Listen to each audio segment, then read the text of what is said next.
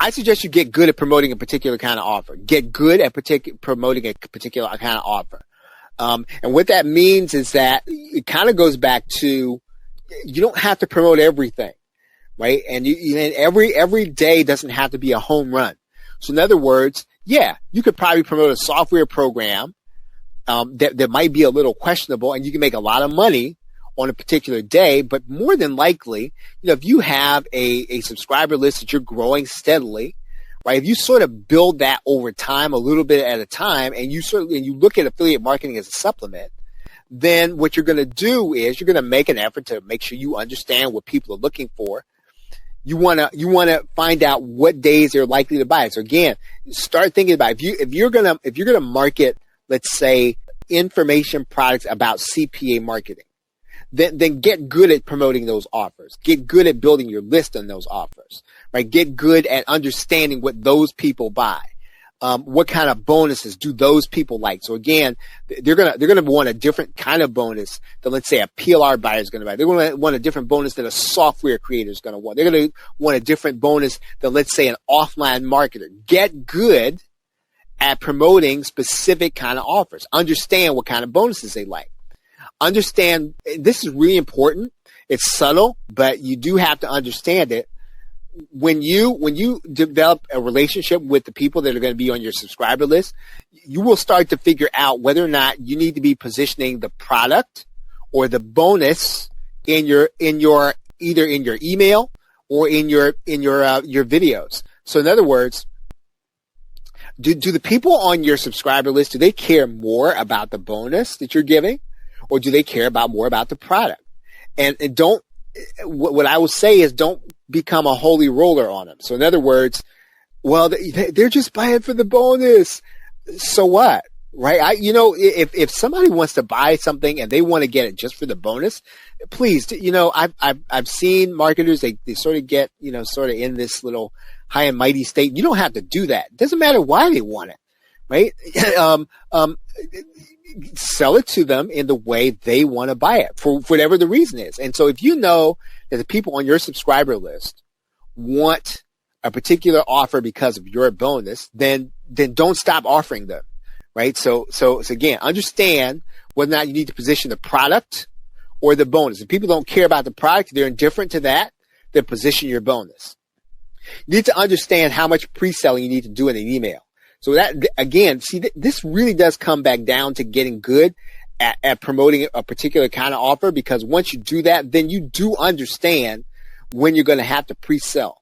And what happens is, when you start getting all over the place, then what's going to happen is, your emails are not going to sound like a newsletter. They're going to just sound like a straight pitch. Nothing wrong with that, but you're not providing any value then, right? So again, how much pre-selling do you have to do in an email based on your knowledge of the product? I try to do this, and I can't even say I do it for, people that promote for us, or promote it for me, right? Get information in advance. Try to get it, right? Try to get the information in advance. Because what you have to do, you need a little time to kind of develop your promotion. So you need to understand what the product is about. If you can get a review copy, get one. It's not super important. I used to think that I needed a review copy, and sometimes I still will, so that I can review it and then figure out what the premiums are going to be. But I like to at least see it. Sometimes you can pretty much do it with the JVs sort of with their writing about what's in it, right? So if they don't have the product ready, don't really feel like you have to have it. It's not super important, but if you can get a review copy, get one. You want to know basically what's inside. That's what you really want to know. And then you want to focus on what's in there that will help people that are buying it. One question I always try to ask is there a particular part of this that's underappreciated? In other words, the marketer themselves don't really know what they've produced. In other words, they've put this thing together, but there's one part of it that's really cool, and they didn't give it any emphasis, right? So it's underappreciated. Is there something in the package that's going to surprise them, right? So again, if you get information on that in advance, that's the kind of stuff you want to put in your promotion. internet marketing is a very small community. And the likelihood that if you're promoting something that somebody else is going to be promoting it too, you do need to stand out, right? You do need to stand out. Is there something in there in the package that's not in the copy, right? Nobody's perfect, and some people leave stuff out. And you get in there, if you get a chance to see it, then what you can do is you can emphasize that thing, and you can emphasize what's in there in a way that other people are not. And what that's going to do is that's going to cause you to put some kind of additional premium or bonus based on something that's not in the copy. And that's going to make your bonus unique, right? So that kind of brings me to the other point that I really want to make, and that is to find premiums. Find premiums, really and truly.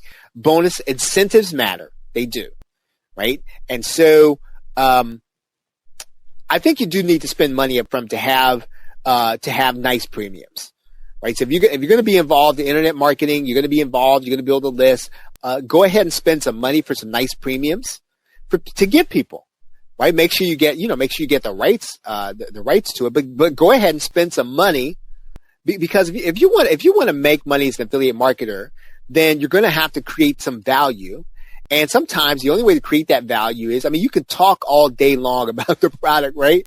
You can do sales videos. You can tell them how it's going to make their life wonderful, and none of that's going to matter, right? Sometimes the only thing that really matters is the incentive you give them. Try to purchase bonus. And when I say premiums, I mean bonuses. Try to purchase things people in your niche are not going to have, right? Try to find something that right, you found this thing and you just have not seen them on the bonus page. Try to buy those things. And sometimes you can go and buy them from people, and you don't really even have to buy them in a launch or anything like that. You can just kind of go ask them and then give them a price for it, right? So I do that all of the time. I'll go to someone and I'll say, hey, you know what? I want all of this stuff. How much for it, right? How much for it?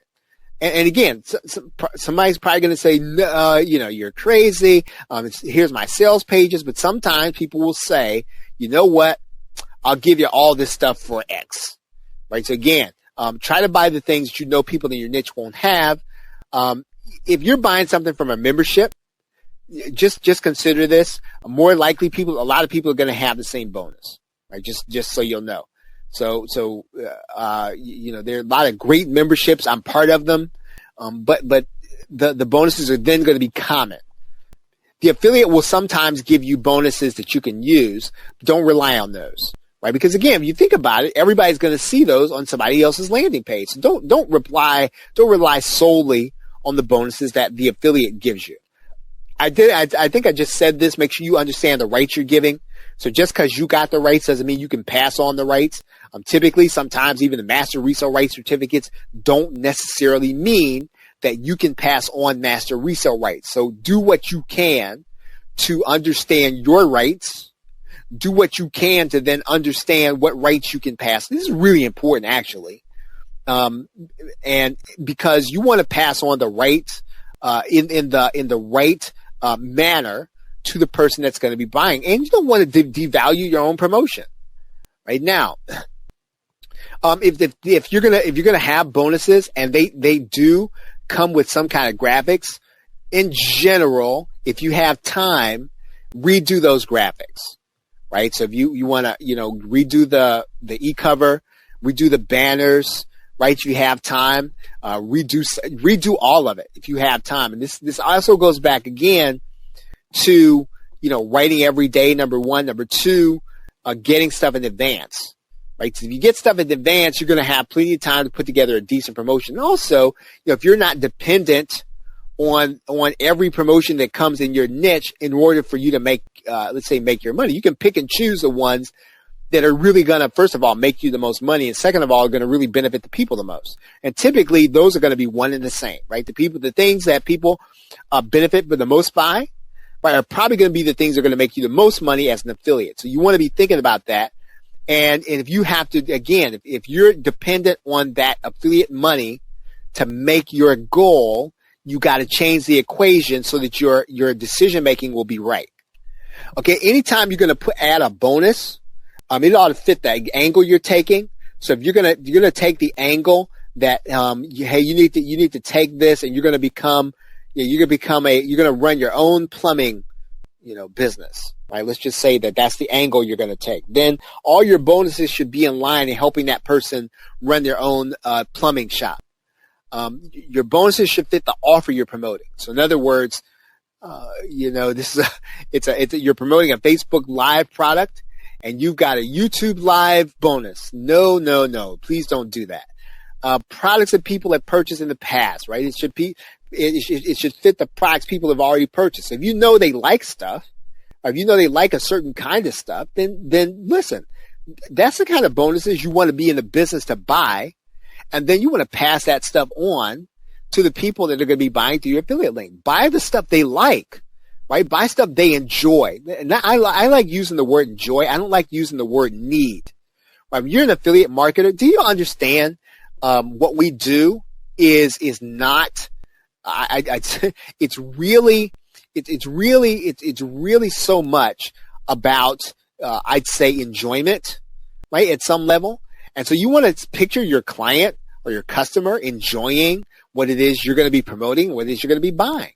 Think about the fact they're going to be enjoying it. And when you start thinking about what kind of bonuses to add to something, right, think about the kind of thing that when they get it and they download it, it's going to be enjoyable. Not, oh, do they need it? And now they're going to use it, and using it, needing it, that's great, right? Those are good talking points. And most people don't buy because of what they need, right? They don't buy the thing. None of us buy the stuff we need. We buy the stuff we want, right? For whatever reason. So try to think about stuff that people are really going to enjoy when they get it.